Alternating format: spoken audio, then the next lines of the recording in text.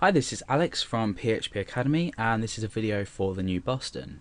Now, in this short series, I'm going to be or this short tutorial, I'm going to be talking about the include and require inside PHP. Now, you may visit websites and think, how do they get the design or the template exactly the same for every page? And the answer is that there's a preset template. Not necessarily using include or require. It will be using, most likely, but it will be using some kind of way to include this. Now you'll note that I've got two files open. I've got my index.php and I've got header.inc.php. Now header.inc.php has a header 1 with my page. So if we preview this in our browser, it looks like this. Now, what happens if I want to create multiple pages with the same header in?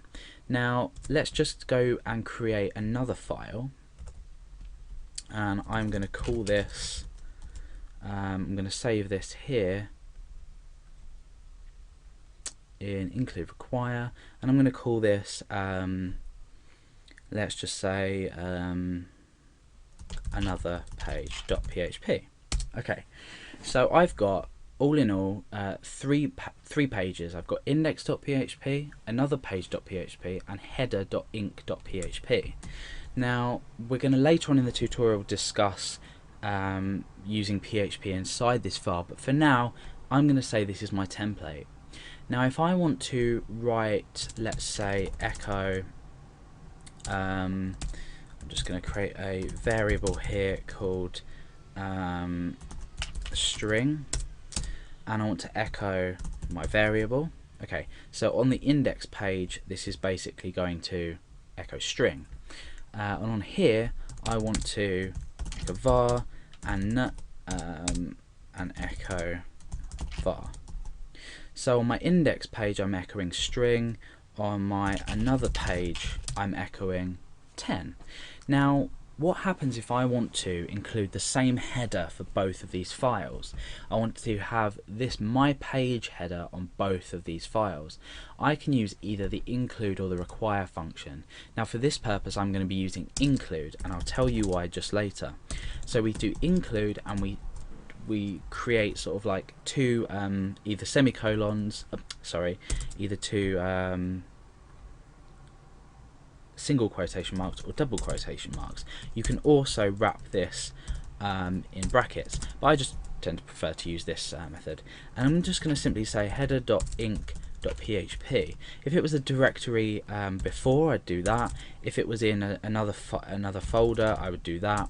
So wherever your file is, in this case it's in the same location as these two pages, in the same directory.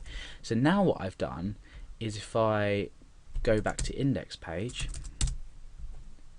I've actually included this file in the top of my my page just by using this keyword include and including the file. I can do that in another page as well. So include header.inc.php, and you can start to already see how useful this is, because now when I go over to another page.php, the header is exactly the same. Now the reason we do this in general when we're creating a website, let's just say it's no longer called my page anymore, it's called Alex's page. Now beforehand I would have had to go to index.php, change the header, let's just say the header was up here, I would have had to change this.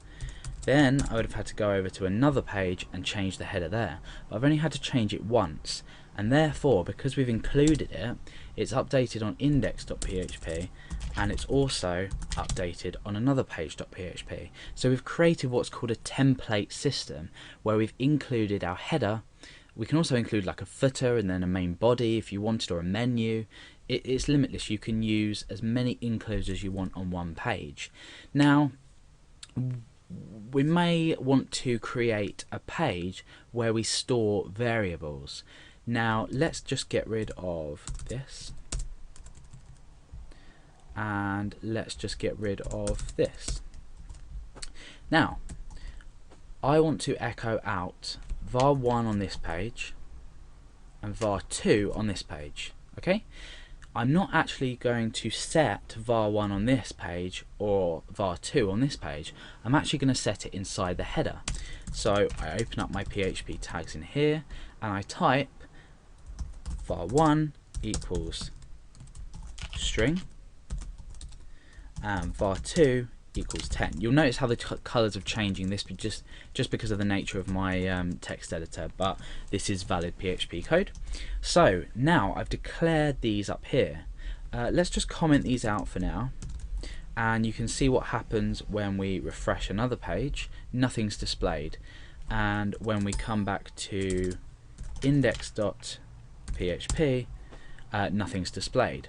Now let's uncomment these and refresh. You can see string on that one, and you can see on another page we have 10, so we're back to original. However, we've declared these variables, we've assigned values to these variables in our header page, which we've then included. Now let's say we want to only run the rest of this page if this file exists. We want to check if this file exists. We want to kill the page if we can't find this header file, because if we're echoing out variable 1 on this page and variable 2 on this page, without this header file it's useless because we haven't declared our variables. So for this we simply use require rather than include, and you'll not notice any change to it whatsoever. Let's just refresh. It does exactly the same thing, and if we go back to index.php, it does exactly the same thing. However, let's change this back to include,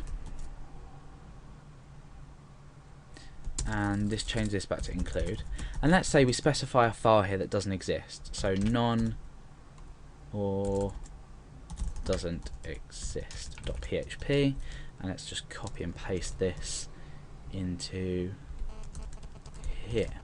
So doesn't exist.php doesn't exist. Okay, so if we refresh we get an error. Okay, whereas here we're echoing out a variable, and we can display this by saying var2 is something, and then here we can say var1 is that. So if we refresh, we're still echoing out var1 is, but we're missing the variable because this page doesn't exist. However, if we were to choose require, okay, and we refresh, watch what happens to this. It disappears because we've retrieved a fatal error. And the fundamental difference between require and include is that require just handles the errors differently. So if we can't find the file and we've required it, it kills the rest of the page. We just kill the page off. So nothing else after this line here is executed. It kills it off. Therefore, the reason this is important is because if we needed variables, and we need this variable in this case to display this whole sentence properly, we require header.inc.php, and on here we require header.inc.php. Now, because we've required it and it does exist, everything works out fine. So it's just a way with the require to ensure that you might be including a core file that has a list of variables that you need to use without your program. And because require and include are useful in the fact that you can include a long file with lots of variables that you need to use on maybe lots of different pages, require ensures that this file does exist, therefore the files are required. Include is more for design based choices. So for example, you might want to include a menu. Your website doesn't necessarily have to run with a menu. You don't want to kill the rest of the page if you maybe don't have the menu file available. So you just need to make a logical choice whether you use include or require, but for now that's both them inside PHP.